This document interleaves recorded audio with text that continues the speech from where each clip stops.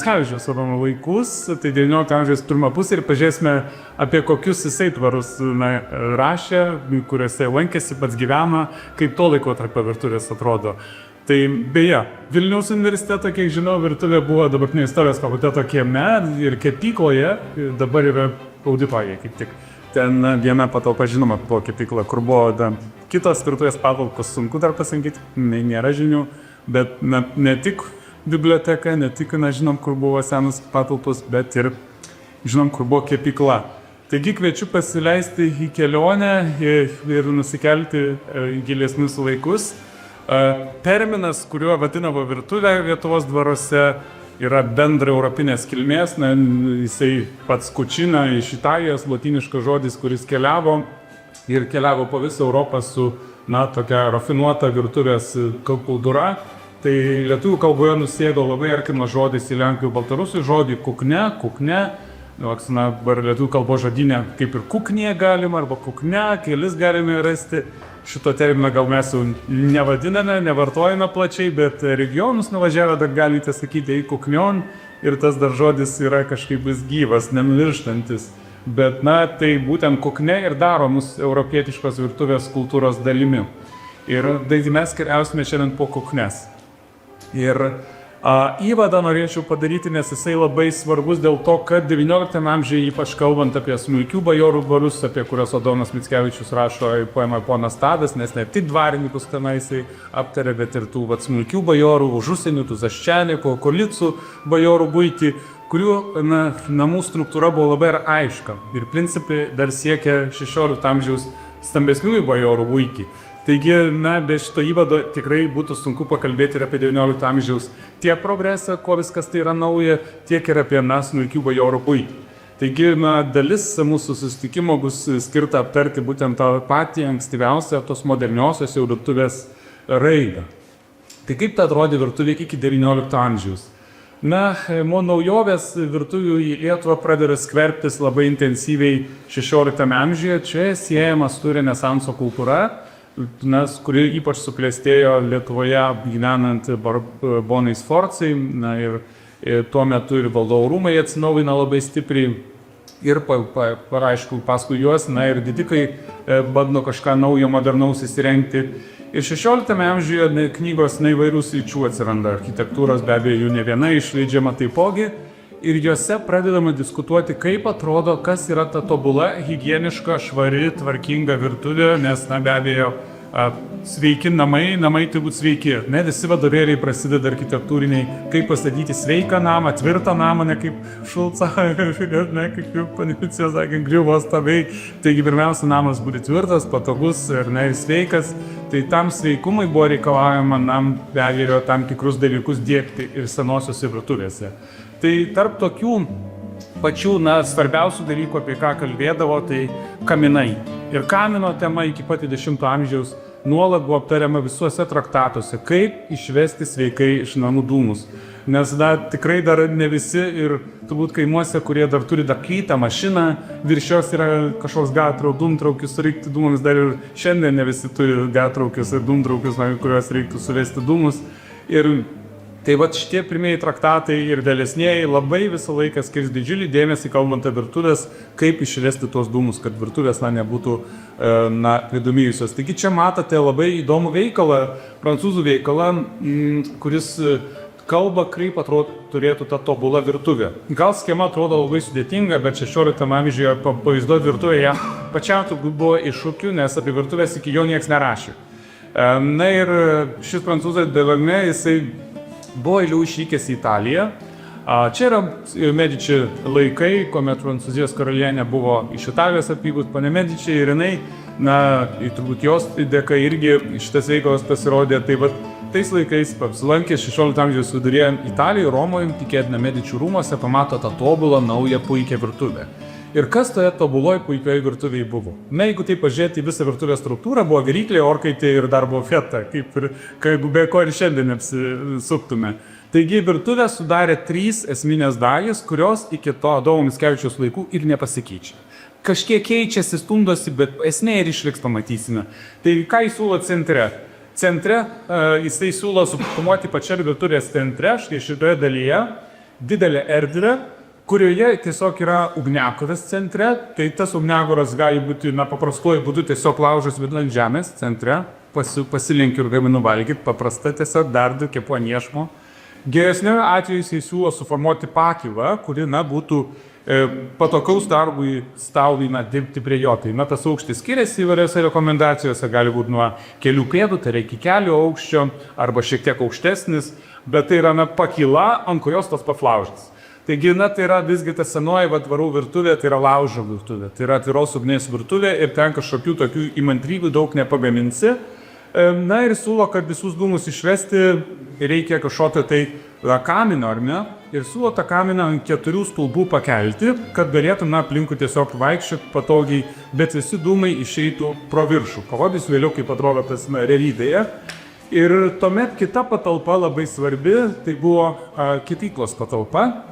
Tai yra kepti duoną ir kažkokiem, tokiam termiškai reikia uždarai puodė kažkokiam katilėlį patiekalams. Ir štai čia jau tokia prabangė kepykla net su 1, 2, 3 krosnimis įkurdina. Tai krosnių skaičius be abejo turto skaičius. Tai čia yra didžiulė kepykla su 3 pečiais. Ir dar viena tokia darbo patalpa bendro valgymui, maisto paruošimui, tokia sudėtingai nusakoma funkcija, įvairiai galima vardinti, nes jos tikrai funkcija labai tokia paslanki buvo. Taigi, tokie 3 gardelių virtuvė Renesanso metu susiformavo ir štai kaip atrodo tas esminės 2 patalpos, kur labiau šita funkcija, tai tas didysis kaminas. Štai matote pjūvį pastato, to prancūzo, kuris itališką virtuvę čia mums pristato. Taigi būtų tiesiog didžiulė patalpa, jos dydis gali būti nuo smulkiam dvare gali būti 9 kvadratiniai metrai, 3 ir 3 metrai pločio ir ilgio, arba dar didesniam dvare stambaus bajoro gali būti 6 ir 5 metrai, pavyzdžiui, tikrai tokia nemenka erdvė, kurioje gali laisvai eiti, vaikščioti ir štai tokia erdvė, kurie centre laužas ar ant grindų, ar ant pakylos kuriamas ir tiesiog dūmai eina į viršų. Aišku, šitas kaminas, prancūzai dar vadina saracėniškoji.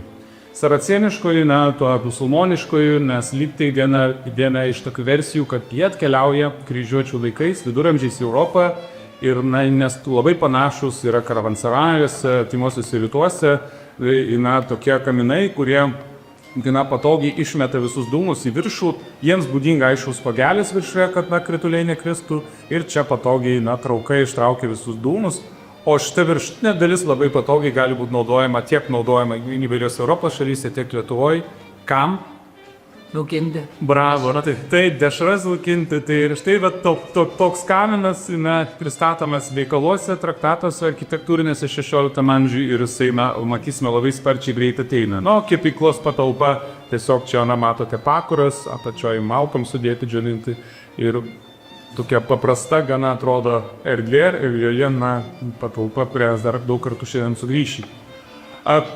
Jau vienas pirmųjų tokių kaminų, kurios galime atsekti, kad išties buvo, tai visai čia netoli, Vilniaus valdovų rūmuose būta, štai matote rekonstrukciją 16 amžiaus valdovų rūmų, kaip atrodė štai būta netgi 2 didieji kaminai, kuriuose ant to pačių, kaip Delarme veikale, 4 pilioriai, ant jų tokia, butelio formos kepurė ir štai matote net su pakyla, nes atrasta ir pakyla valdovų rūmuose, ir matote tiesiog viršui, ugnis tiesiog atvirai ir jos kepa ant iešno kažkokius tai patiekalus, paprastai ant iešno, griliaus ir štai, nieko čia atrodo, nieko ypatingo, bet jau naujovė didžiulė, tai yra jau pakyla atsirado, jau ne ant žemės gamino maistą ir yra trauka, kur ištraukia tuos dūmus ir nėra visa patalpa pridūmėjusi. Taigi, valdovų rūmai užduoda jau didžiulį toną, ir aišku, paskui juos eina ir kiti. Tokių, bandžiau ieškoti didžiųjų kaminų pirmųjų, tai kadangi, kaip minėjau, metinių pastatų virtuvių nėra išlikę iš 16 ir 17 amžiaus, tai apie jos kalbėti sudėtinga, bet mūrinių kažkiek yra išlikę. Ir tai vienas iš tų kažkiek, tai būtų Panemunės pilis, esant Jurbarko rajone. Ją statė valdovų rūmų bei architektas, manoma, Nonhartas, kuris buvo artimai susijęs su šeimininku, vokiečių vengrų stačiusiu šią pilį. Taigi abu protestantai grėbėsi išmanių technologijų ir išmanios naujos statybos, kaip čia tai įrengti patogų naują būstą. Ir štai virtuvė buvo įrengta pačiose rūmuose, pirmame aukšte, 3 dalių, kepykla, centre bendro naudojimo patalpa ir virtuvė.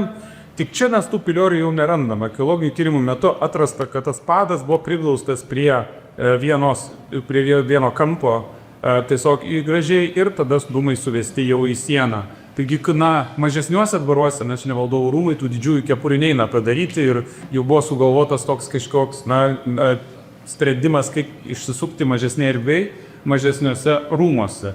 Štai čia matote, virtuvė netgi turėjo grindis kietas, nes visą laiką rekomenduodavo virtuvė rengti plytelių, akmens grindis, kad patogu nuplauti, netgi įrengti vandens lataką, vietos vandens latakas nuplovimui taip pat atrastas. Ir čia mes galime matyti dar 20 amžiaus antroje pusėje darytus tyrimus. Ir pati ir kepykla, krosnies pečiaus padas, žirgo pasagos formos taip pat rodo jos buvimo vietą. Viena tik tai krosnis, ne 3, kaip didžiuosiuose rūmuose, bet vis kaip tai jau yra labai funkciškai patogiai suprojektuota virtuvė iš 3 dalių, kaip ir rekomendavo tuo metu naujausi reikalai. Kaip atrodo toks renesansinis barokinis didysis kaminas, vieną tyrimo metu aptikau ir labai įdomi vietoj Raguvėlės dvare, šiuo metu privatus dvaras ir tenai Komarų šeima nuo 16 amžiaus iki 2 pasaulinio karo gyveno nuolatos, ta pati vienai šeimai priklaususi valda ir netgi dabar gyvena tie patys Komarų palikuonys. Taigi viena giminė 500 metų vienam dvare retas ar ne atvejis. Ir kadangi, kai viena šeima gyvena, man visą laiką gražu tos dvarus nuvažiavus matyti, kaip jie pagarbiai elgiasi su praeitimi.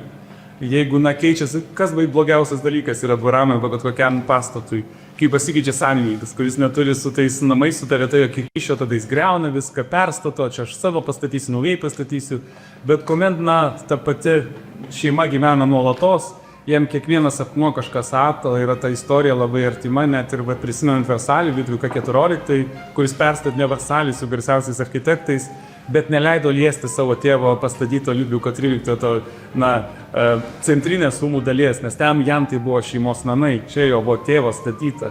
Taigi, stilistika ir kokios mados tokiais atvejais ne į antrą šoną eina, visgi tai yra praeitis labai gerbiama. Ir šitą atveju Komarų sodyboje irgi labai įdomu, nes 20 amžiuje pradžioj Komarai pasistatė labai modernę priestatą prie rūmų, žodžiu, ir ten įrengta nuostabi virtuvė, kiekvienoje zonoje vis kitokios plytelės, spalvos, kur vandeniu mėlyna, kur sausa, gelsva, viskas puikiai, su vandentikiu ir panašiai. Bet senoji virtuvė iš dalies išliko, kam jį buvo vartojama sunku pasakyti, gal tai buvo kaip tarnų jau reikmėms atiduota, bet tai buvo šodien pastate, ne pačiose rūmuose, ir išliko tas senas didysis kaminas. Netgi įdomu sovietmečių, kai toje virtuvės oficinoje, tame pastate nuspręsta buvo įrengti plases, ten suskirstyti, pakeisti visą išplanavimą. Architektai tikrai negailestingai viską perplanavo, bet tiesiog bijojo liesti to 17 amžiaus didžiojo kamino, jis buvo kaip altorius. Ir visos kaip šventykla tokia. Ir jisai išliko, nors pastatas klasicistinis, perplanuotas viskas, sovietmečių vidus, ir viduje įeini ir tu netyčia, aš net nežinau, kad ten tas kaminas yra. Įsivaizduokite, įeinu, su broju manis pagelbėjo tada apmatavimus padaryti. Įeinamės, Mindaugai, čia kažkas įdomaus. Ir pradedam čiupinėti ir aptinkam taip pat įeinam į šitą patalpėlę, tokia keista, padūmėjusi, viršų siaurėjanti kaip tas butelis, o čia maždaug šita dalis, yra šitoje nuotraukoje. Sakau, čia kažkas įdomaus, einam į kitą pusę, einam į šitą vietą, nes ten perparos suskaidytas, didysis kabinas į 3 patalpas, ateinam į kitą, sakau, čia dar įdomiau, pažiūrėk, čia kažkas įdomaus. Įlindo pro šią angą, pasirodo, mes įlindo pro židinio angą, kuriame kepdavo bėsą. Ir ten atradom tada įdomias tokias kepimo skylę, kepimo tokias angas, iešmui sukti, tiesiog įlindo pro patį kaminą, nes įėjimas, tiesiog toks ir buvo. Taip, užmūrytos įėjimo senosios angos. Tada užlipę į viršų radome tą kepurę, šitą viršutinę dalį, kuri irgi išlikusi, nors ir pernagos matot visos naujas, betoninės, bet palikta buvo net ir sovietmečių architektai, kurie pertvarkė viską, paliko tą kaminą ir jis, kad išskaidytas šiandien į skirtingas patalpas jis yra. Ir tai buvo vienas įdomiausių, ką aš mačiau savo tyrimo metu, kur galima jausti tą senąją barokinės virtuvės didybę. Tai patalpa didžiulė, tas didysis kaminas čia buvo apie na, 30 bent kvadratinių metrų, didžiulė erdvė, kurioje atvyko tas visas, na, šarno ar briedžio ar kažko kepimas ir čia, na, galima tikrai, gal čia to kvapo aš neužodžiau, bet ypač medinėse senuose dvaruose, kurių centre yra tos didžiosios vejanės, tai yra paprastai vienintelė vieta, kur gali užuosti dvaro kvapą. Ten ta mėsa jaučiasi ir, na, tai yra vieta, kur tiesiog sustoja laikas, na, ta tamsa iš viršaus, tik tai didelė šviesa pro dūmų švedimo angą einanti. Tai tas didysis kaminas čia, na, išties įspūdingas. Ir štai iš arčiau, čia jau iš vidaus įsivaizduokite, kad jūs čia esate židiny ir jūs kepate. Tai va šita anga skirta turbūt iešmui, manyčiau, ir ten apačioje dar tokių metalinių dalių radau, kas galbūt irgi byloja. Na ir pati anga, kaip išmūryta, tai štai jums barokinio židinio anga. Kas atsitinka 17 amžiaus pabaigoje, 18 amžiuje? Virtuvės pradedama dar labiau jas žiūrėti rimčiau ir jau tų 3 patalpų nepakanka. Ir štai prancūzai merima iš italų pilnai vadeles Europoje architektūrinės klausimais ir tame tarpe ir be abejo kulinariniais klausimais. Ir jau visi žvelgia į prancūzų dvarą, kaip, na, turi atrodyti tobula gyvensena, kaip turi atrodyti tobula virtuvė, jau nekalbant apie rūmus. Ir štai keletą traktatų, pavyzdžiui, Davilyje savo veikale, na, daug dėmesio skiria virtuvės klausimams, aptarė, kaip suplanuoti tobulą virtuvę. Jisai, na, siūlo, na, čia pavyzdžiui, virtuvės matome išplanavimą, štai tas didysis židinys prie sienos pritrauktas, kas, na, tikrai buvo irgi praktika nereta ir gana dažna, tai čia, vat, kaip Panemunės pilyje, kampe pridėtas tas, na, didysis kaminas. Beje, gana Europoje dažnai prie didžiojo kamino tiesiog prijungia ir duonkepį takašį. Lietuvoje tai ir, na, aš vieną atvejį žinau, bet Europoje gana dažnai sujungiama į vieną, aišku, tas pats dūmtraukis, viskas į vieną sueina, tai gana patogu. Kas 17 amžiuje naujo atsiranda, nors buvo ir 16 amžiuje Italijoje, bet tai buvo labai retai ir tik tai didžiausiose rūmuose, bet, na, 17 amžiuje pradeda plisti Prancūzijoje ir 18 amžiuje labai plačiai paplinta Europoje, tai buvo tokios, na, viryklėlės didelės. Paprastai jos buvo statomos prie lango. Kas jos yra? Na, norint paruošti kažkokį rafinuotą patiekalą, pavyzdžiui, padažą arba labai ilgai virti reikia žemos temperatūros kažkokią sriubą, ar ne, tai pirmiausia reikia mažos kaitros. Jau tu, na, atvira lauže, pakabinęs puodą, nelabai ten kažką tokio rafinuoto padarysi, bus tiesiog rimtas maistas, bet kažkokio tokio subtilių kažkokių dalykų nepavyks padaryti, kažkokių, na, padažėlių. Tai nuspręsta buvo formuoti, na, tokias nepakilas, kurios vėlgi, na, gylio per ranką, per porą pėdų ir kurios turi apačioje nedidelę pakurą, į kurias galime pridėti anglių, tiesiog paimtų iš laužo anglių. Ir tuomet ant viršaus uždėti puodą ir ant lėtos ugnies, na, kaitinti iš lėto tą savo pageidavimą rafinuotesnį patiekalą. Jie juk ten dūmtraukų neturėjo paprastai. Ir būtinai reikėjo rekomenduoti prie lango statyti, na, kad šviesu būtų ir tu galėtų matyti, ką ten gamini galų gale, nes kaminuose gana tamsu, kai supratot, nors šitas irgi gudriai, prie pat lango, taigi net ta šviesos tarsi būdavo. Taigi, na, vienas iš tokių esminių dalykų, ką, na, 18 amžius išvynios ir virtuvė pristatys, tai, na, tokio lėtesnio maisto gaminimo, tokios žemesnės temperatūros būdą. Ir ką dar matysime netrukus pasiūlys 18 amžius, tai pasiūlys daug tokių funkcinių patalpų ir ypatingai konditerijai. Tai štai, na, tokia įspūdinga virtuvė, čia mes jūs nukeliu vėlgi į Prancūziją, ir štai čia mes matome, na, įspūdingą virtuvės oficiną. Čia yra virtuvė, įspūdingai brožė, ne? Bet nes virtuvės kodėl dažnai netgi yra ypač puošnios, na, arba daugiausiai dėmesio skiriama po rūmų architektūros dvaro sodybos centre, dėl to, kad virtuvės, na, turi būti šalia rūmų. Jeigu virtuvė ne pačiose rūmuose, kaip kartais būdavo, virtuvė statydavo prie pat rūmų. Na ir tu atvažiavęs nenori matai ir, na, jinai yra. Ir tu jau neišvengsi. Na ir kaip ir šiandien virtuvės turbūt dažniausiai brangiai kainuoja namuose įrengti, ar ne, nes jiems skiriam labai daug dėmesio ir pinigų. Na taip ir anuomet, jeigu virtuvės vidus dar nieks nematys, tai jau išorę visi pamatys. Tai, na, jau rekomenduojama skirti virtuvės eksterjerui, kuris išeina į kiemo fasadą dėmesį didžiulį. Be abejo paminima, kad, na, virtuvė neturėtų dominuoti ir neužgožti rūmų grožio, tai turėtų būti, na, tokia kili pelenė tarnaitė, bet visgi pasipuošus kažkiek. Aišku, galinis fasadas nieks tam neįdomu, kaip atrodo, nes tas kiemo, galinis virtuvės kiemas tikrai nėra puošnus, ten ir šulinys, ir vištos, ir kas nori, apvažiuoja vežimai, malkos, tai ten to grožio ieškoti nereikia niekad, bet pagrindinis fasadas tai.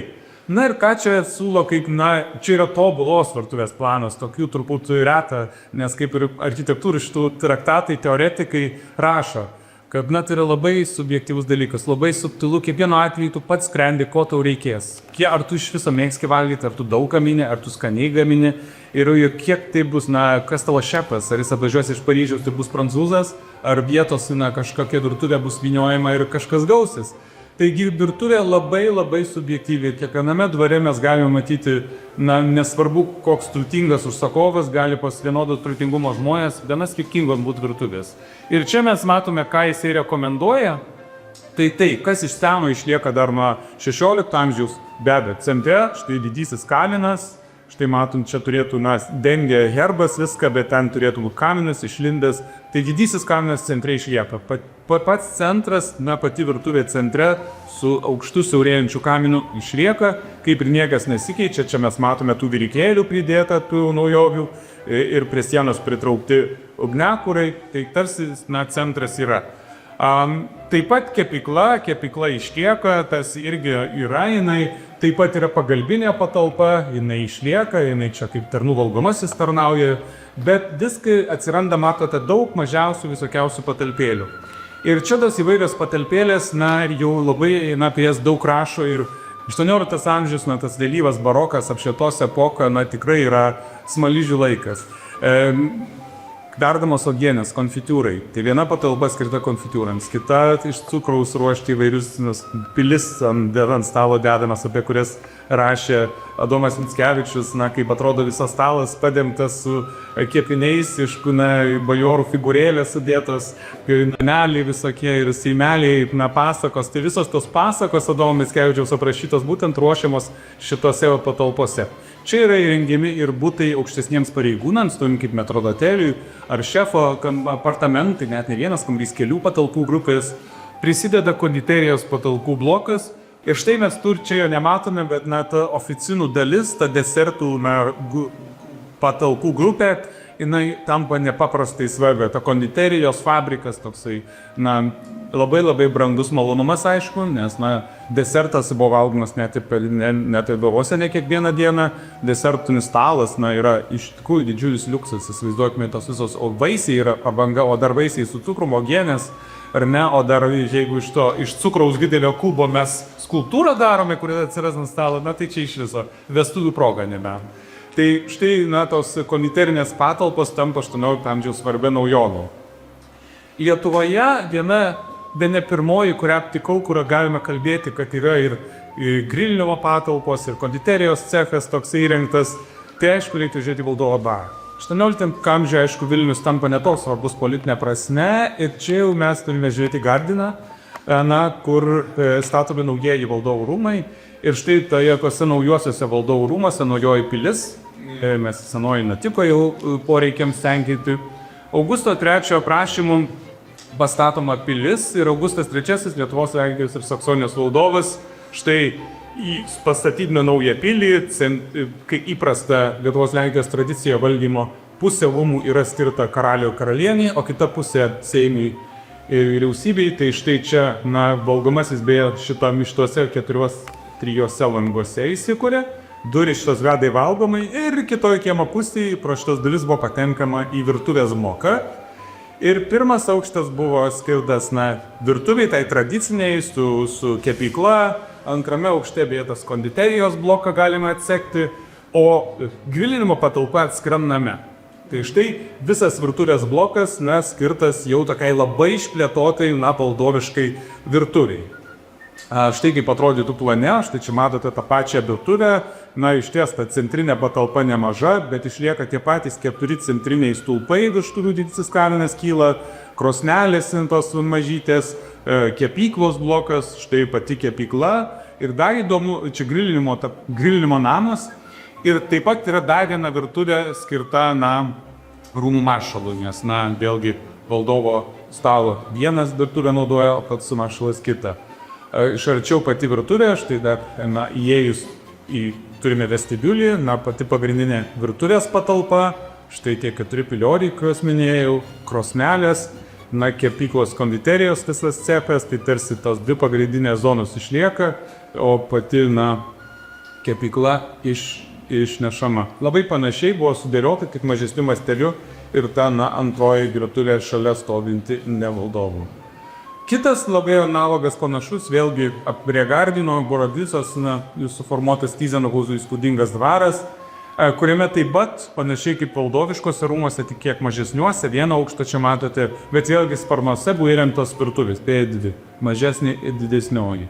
Tai štai tose sparnuose mes galime matyti vėl tokią, pirmame aukšte įrengta virtuvė, po virtuvė podėriai. Ir štai virtuvėje, tas didysis kaminas ir atskira kepykla su konditerijos visų cechų. Taigi, Tyzenhauzas tuo metu 18 amžiaus antroje pusėje vienas ryškiausių asmenų, daugiausiai inovacijų diegęs Lietuvoje, diegė ir savo, aišku, rūmuose tokias pavyzdinius gyvenimo modelius. Štai ta virtuvė kiek šarčiau ir štai tos 2 krosnys čia ir pavaizduotos. Ir kitam sparne būta dar vienos virtuvės, taigi viena virtuvė kairiajam sparne, kita dešiniajam. Kartais būdavo rekomenduodavo viena puotų virtuvė skirta puotoms, dideliems baliams, o kita kasdienė virtuvė. Tai galbūt čia taip ir daug buvo, tiksliau pasakyti šiuo metu sudėtinga. Panemunės pily taip pat buvo įrengta nauja virtuvė, nes ta senoji renesansinė mažytė 3 patalpų virtuvė šitam sparne nebetiko, buvo įrengta visiškai nauja virtuvė. Ir štai panašu, kad dar ir šitam sparne buvo oficinos patalpos, aišku, aš tik hipotetiškai galiu kalbėti, nes inventoriai labai skurdus ir dabar nepatarma patalpa, antra patalpa, trečia, tai kas, ten yra sunku pasakyti, bet tai galima spėti, bet naujoji virtuvė jau buvo, išties įspūdinga, kaip Tyzenhauzų rūmuose didysis kaminas prišlietas prie sienos, jau turėjo pakilą, taigi nereikėjo labai susilenkus dirbti. Taip pat turėjo tokią podėlį patalpą, pažarnę, kurioje laikyti buvo įvairūs rakandai, miltai ir taip pat gardėsiai. Taip pat virtuvės šone, kurioje pusėje kepyklos patalpa su 2 krosnimis, reiktų manyti vieną duonai, kitą kepiniams. Ir ta bendro naudojimo tokia patalpa, kuri, kaip tarnų valgomasis dalyje tarnauti, pasiruošimo patalpa.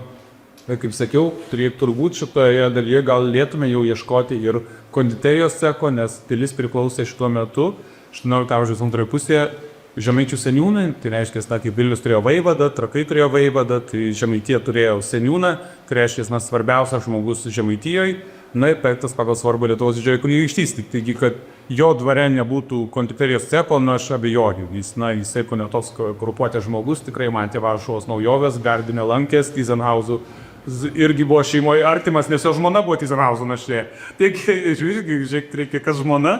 Ir tai vėlgi reikėtų ieškoti, bet gal ateityje tyrimai daugiau atskleis. Tai štai čia tyrimų metu atrasta ta krosnis, štai kokia mano tyrimo buvo baisi dalis. Žiūrėti turėjau į tokias likučius ir kalbėti apie virtuvės. Gražių virtuvių beveik nebuvo. Tu žiūrėjai fragmentus archeologų rastus ir tada kažką gali plačiau kalbėti. Aišku, Panemunės piliai pasisekė, nes buvo prieš daugiau nei 10-metį nuspręsta atkurti. Ir ant to rasto archeologų pado virenės buvo štai pastatytas tas, pakyla tokia. Aišku, čia patogus darbas, jau nereikia daug lenktis, bet visgi tai yra dar atviras laužas. Tiesiog šitas duris pravėrus pakuria ne medieną ir čia tiesiog grotelės, bet jisai yra atvira ugnis, tai yra nepaprastai didelės sąnaudos, labai daug kainuoja medžio medienos tokį užkurti laužą ir tai yra be galo karšta virtuvė, visgi daug dūmų, nors ir dūmas yra. Kaminas yra, bet kalba apie nuostolius yra didžiulė medienos atžvilgių. Kepykla tai buvo ir atkurta, buvo rasti padai ir vietos kur dūmai išeina, taigi buvo atstatytos ant tų pačių pamatų, pakeltas viršus ir iškilo pečiui. Tai yra, šitie 2 atvejai yra vieninteliai Lietuvoje iki 19 amžiaus, kaip atrodė virtuvė, kurią mums demonstruoja.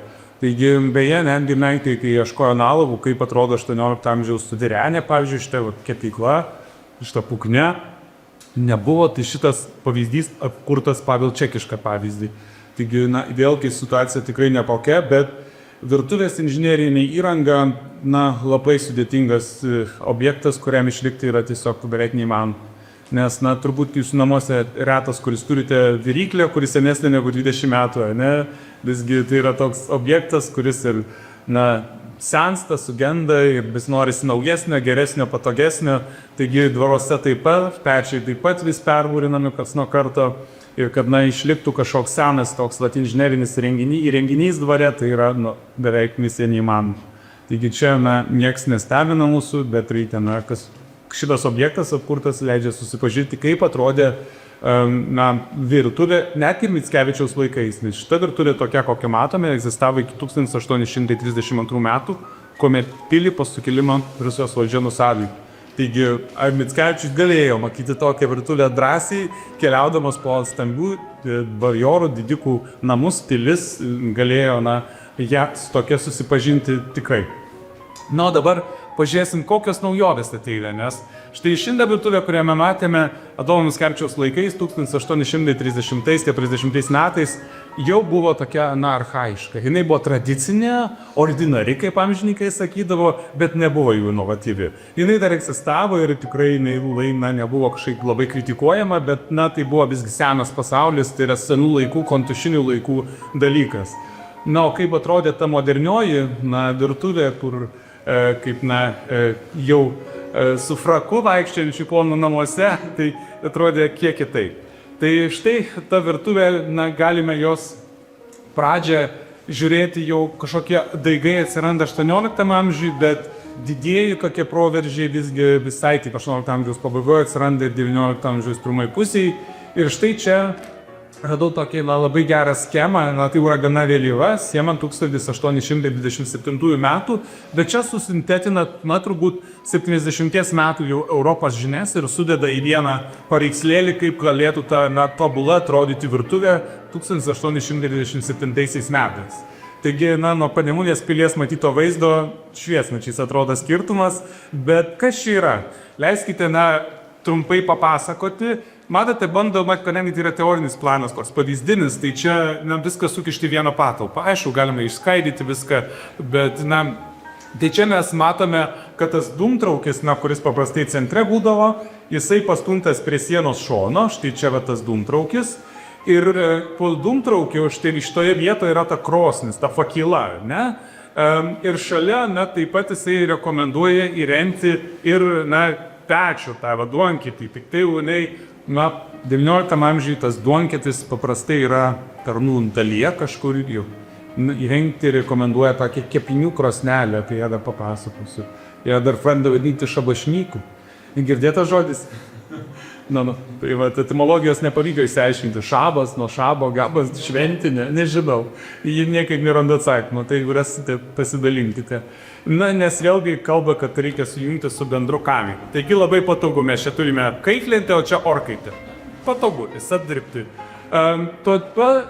Kitoje pusėje rekomenduoja čia įrengti nedidelę daryklėlę, tai čia yra su boileriu. Štai girdite naujieną, ar ne? Prie pat, kadangi kaminas karštis, galima įrengti didelį boilerį.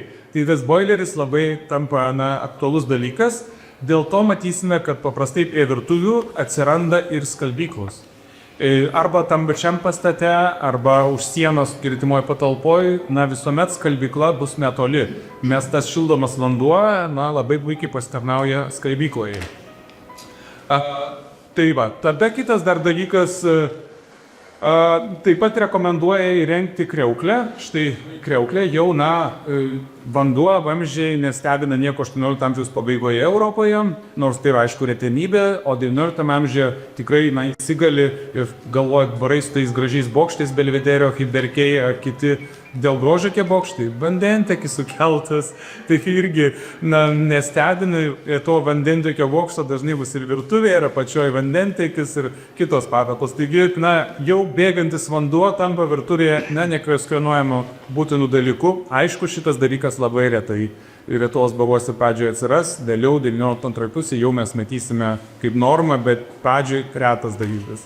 Taigi tada be abejo centre stalas didžiulis, reikalingas šalia jo kaladė mėsai ir beje su ta kalade radau vieną pasakojimą, ne pasakojimą, tiesiog archyve šaltinėje parašyta, kad kepykloje, toj piekarniai, kurodžio anksčiau renesansiniai 16-17 amžiui stovėdavo ta kaladė ir jie dar vadindavo ksnių kaladį.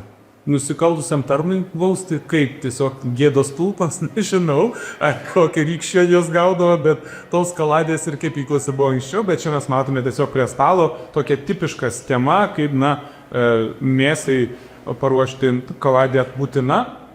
Taip pat mes dar matome fontanėlį, vandens kitas padavimo taškas, ir čia dar papildomų tokių stintelių ir panašiai, kurios gal nėra kokios mums šiuo atveju svarbios. Taigi, tokia pasiūlyta nauja virtuvė, jinai tapo kaip ir geidžiama, ir čia dabar matote tokius kvadratinius taškelius ir vieną pailgą. Tai dar apie juos pakalbėsime netrukus, nes čia labai įdomu. Ir beje atskirta grilinimas iš rieko. Iešmo reikia, tai iešmas toliau išlieka ir reikia vis tiek kažką kepti. Taigi bandoma derinti ir sujungti po vienu kaminiu ir dėti ir tą arkaiškumą, grilinimą, nes dvaro virtuvė iki pat 20-ojo matysime pradžios tiesiog neįsivaizduojama be griliaus. Bajorai neįsivaizdavo gyvenimo be grilitos mėsos. Tiesiog kur jeigu. Tik ieškojo vis įdomesnių, patogesnių būdų, kaip tą grilių kažkaip įremti. Ir štai naujovė, kuchnė angelska, kuri visą laiką atsiras dvarų inventoriuose. Ir štai ta angliška daryklė tampa, jinai jau komerciškai pardavinėjama yra nuo 1800 metų. Taigi, bet įsigali jau taip plačiai, jau kai nieko nebestebina, maždaug 1830 metai. Ir nuo 1820 metų, jos aukimas kyla, ir 20 pradžiai ir valstiečio gryčiai, matysime, galime rasti tokią viryklę ir jinai tampa visiškai įprastų dalykų. Ir tokios viryklės, jau yra, gal turite kas dėl tokią viryklę namuose? Plytą. Tai sodybų nebeturite, turbūt senų. Nes, tai tokios viryklės, jos gali būti, matot, visos metalinio korpuso ant kojelių, kaip šitam pavyzdį, jos gali būti sumūrytos ir apmūrytos kokliais, tai jos, apatinė dalis gali būti, mūrinė keramikinė. Ir štai čia mes matome didžiulę naujovę. Pradžiai šitos 4 skylės buvo kvadratinės. Paskui jos tampa apvalios ir turi tokius žiedus rinkės. Ir, tai yra didžiulis patogumas. Ir čia matote, nėra atviros ugnies. Nėra visiškai. Tai yra naujas didžiulis patobulinimas. Ir čia papūrus pro pakurą, kur yra pačioje, per kanalus ugnis keliauja ratu ir su vienu pakūrimu tu gali aptarnauti 5 skylės. Štai 4 apvalės ir vieną tokią pailgą žudai. Arba dar vastatai ant viršaus tokį boilerį ir kaitinį vandenį, kad nuolat kur turite karšto vandens. Taigi šuolis technologinis nepaprastai didelis. Virtuvėje nebelieka dūmų, nebelieka karos ugnies. Tu pagal žiedų skaičių gali priderinti puodo dydį ir visi dūmai tvarkingai išeina pro kaminą. Tiesiog nereikia praktiškai net ir to didelio gartraukio. Bet vis kiek gartraukius rekomenduodavo įrengti dėl vandens gavimų. Taigi, tokios angliškosios virtuvės išradimas yra nepaprastai didelis šuolis. Ir tai yra kažkas tokio, kas virtuvę verčia jau išties labai artimiau mūsų vaikams. Ir vienas iš tokių svarbių inžinierių, kuris dirbo šitoje srityje, buvo Benjaminas Thompsonas, titulą gavęs trumfofotografu vadinamas. Ir mūsų krašte jis beje buvo labai žinomas, nors jis daugiausia dirbo Anglijoje, Vokietijoje, Šventosios Romos imperijoje tuo metu.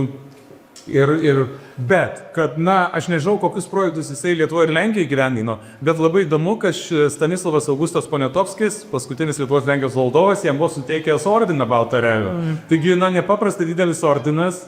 Ir ką jis man čia tokio padarė, gal Poniatovskio virtuvėse, čia tolimesni tyrimai parodys, bet tikrai mūsų valstybėje jisai buvo žinomas.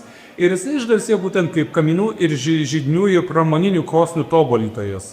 Pirmiausia, jisai dirbo prie židinių tobulinimo, sugalvojo, kaip susiaurinti angą, kad pagreitinti trauką ir taip galėtų patogiau suformuoti visą šildymo sistemą. Bet kitas jo dar labai svarbus dalykas, tai buvo dvigubo katilų išradimas, vadinamoji Rumfordo viryklė.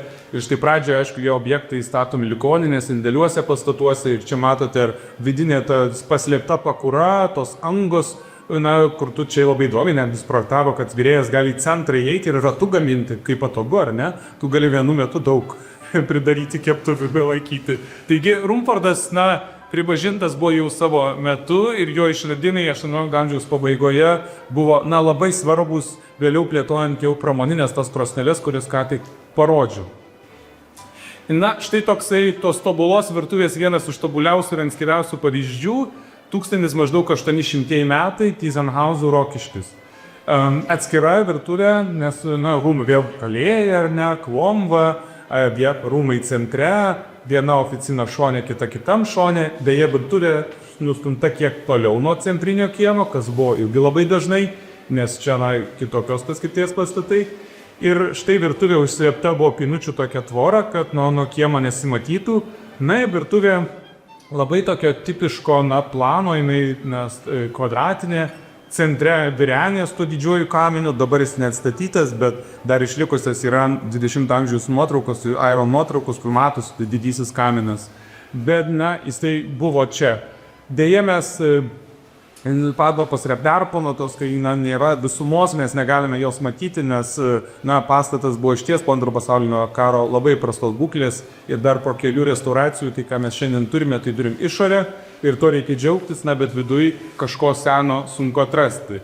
Rūmai jų ne Tyzenhauzų, bet jų palikonių Pšezdeckių santuokos metu atkeliavus jų rankas perstatyti, tai iš tų pašonėje ir yra ši gražioji virtuvė, bet kas išliko iš seno, iš to 19 amžiaus pradžios, tai išliko šitos virenės, apatinė dalis, štai matote tos virenės, fragmentus išlikusius, kurie integruoti į bendrą mūrą, labai dailių profiliuotų plytų eilės.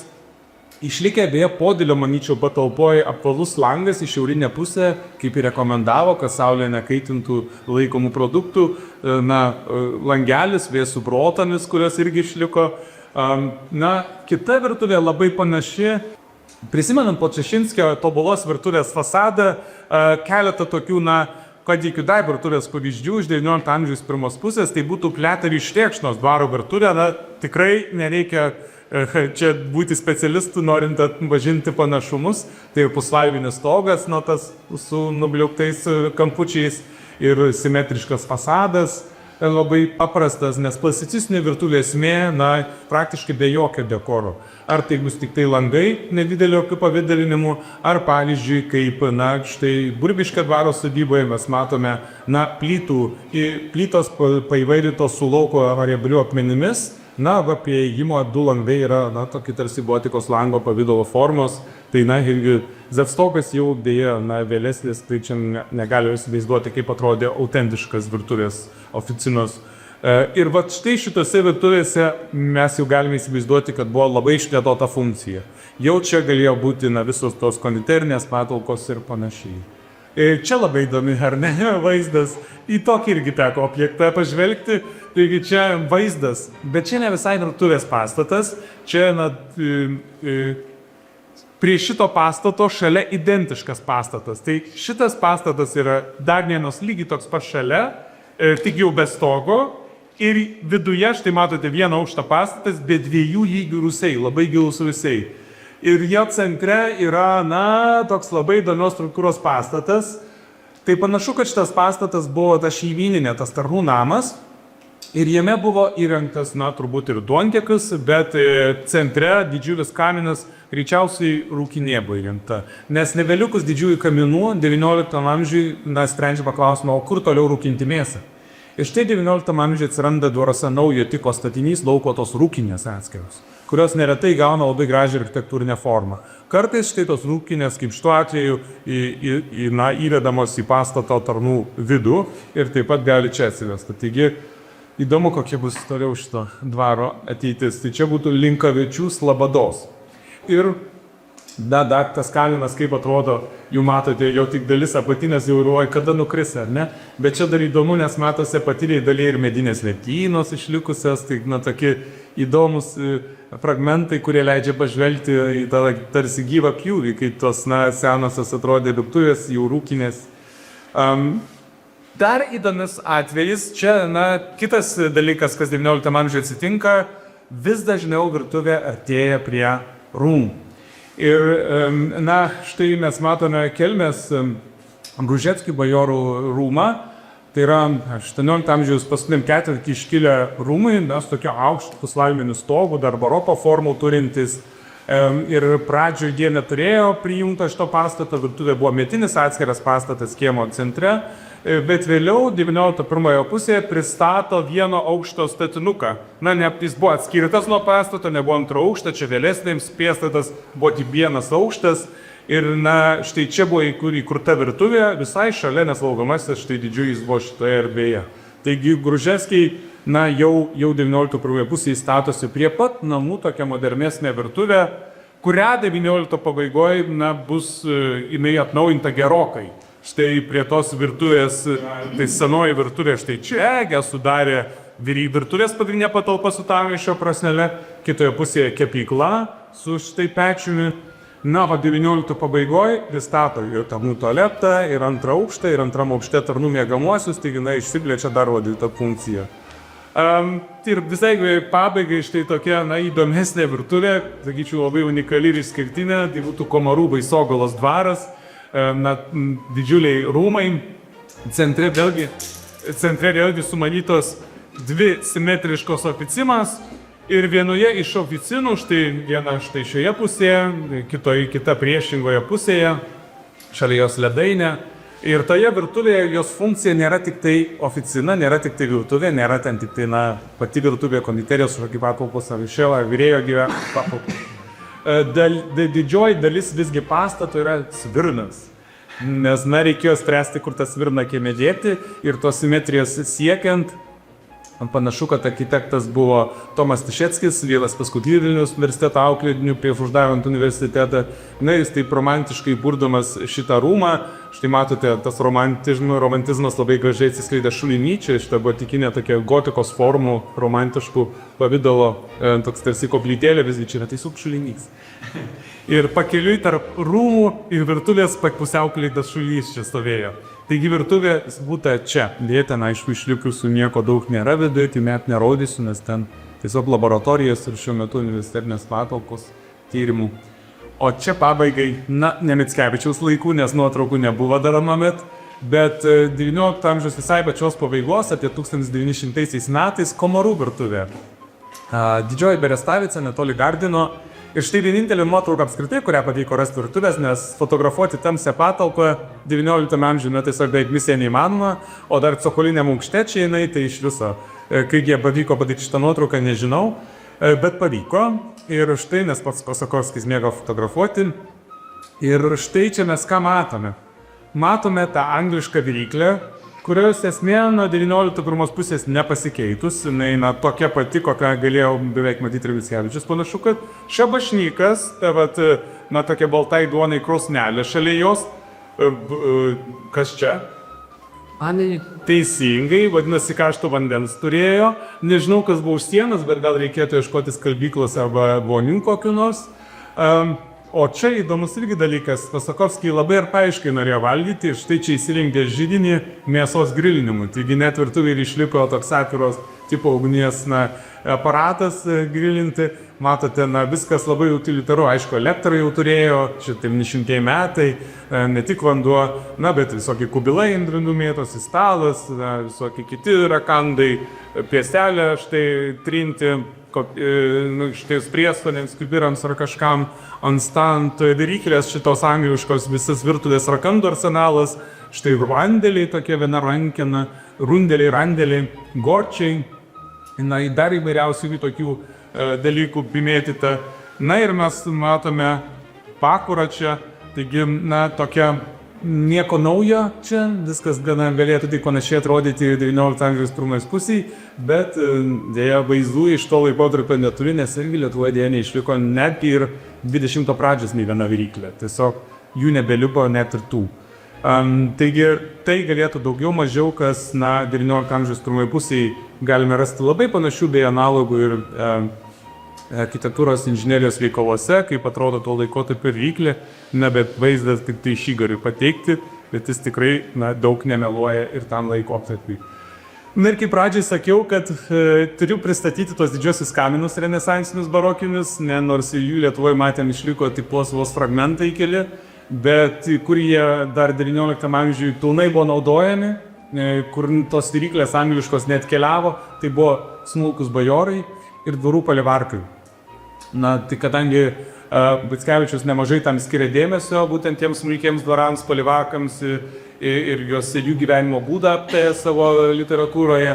Tai štai tas vienas iš palivarko atvejų, tai būtų Pliaterių grafų Šateikių dvaro ūkinis padalinys, tas vienas palivarkas, tas Folgor.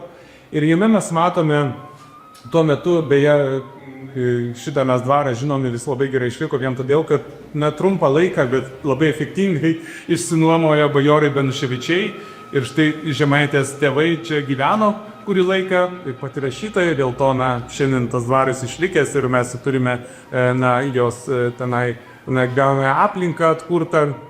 Ir štai mes turime bonkas tradicinės, tašien, nedidelį priengį, ir toks tipiškas vienas kambarys, už jo alkierius, kairiai bus dar vienas kambarys, kambarys dar alkieriukas, gale turim didįjį kambą, stalava, už jos ta ūkinė priemenė.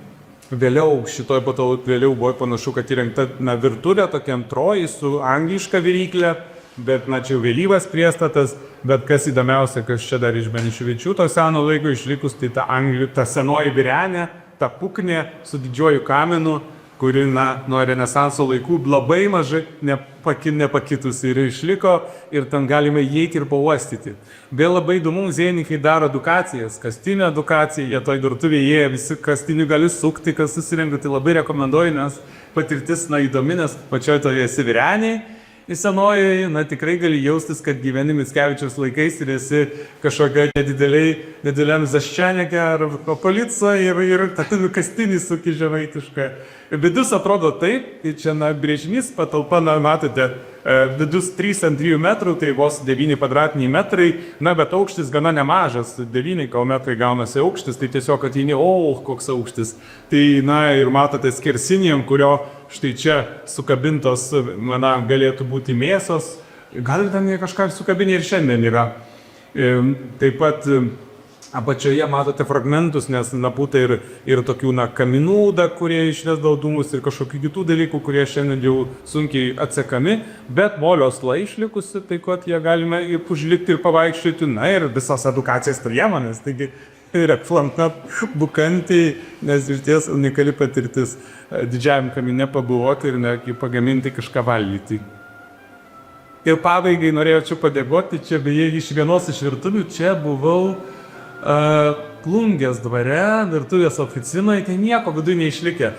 Ir net yra diskutuojama, kur ta virtuvė buvo, nes oficina be galo didelė ir ten buvo ir tavų kambariai ir įvairios patalpos ir kaip ta virtuvė, kur ten buvo tam didžiajam pastate oficinos, sunku pasakyti. Bet kažkas gudrus, nuėjęs, įsilaužęs pro langą pusiau uždarytą, pusiau net tos oficinos pastate, įėjo ir pripaišė tą anglišką viryklę. O koks tu gudrus? Tu žinojai, neklaužoda, kur ta virtuvė šitoje oficinai ir dar anglišką viryklę man su gorčiais rundeliais nukepšiai. Taigi štai, kokių buvo įdomių atradimų keliaujant po Lietuvą ir tyrinėjant virtuvę. Taigi ačiū jums labai. Ačiū.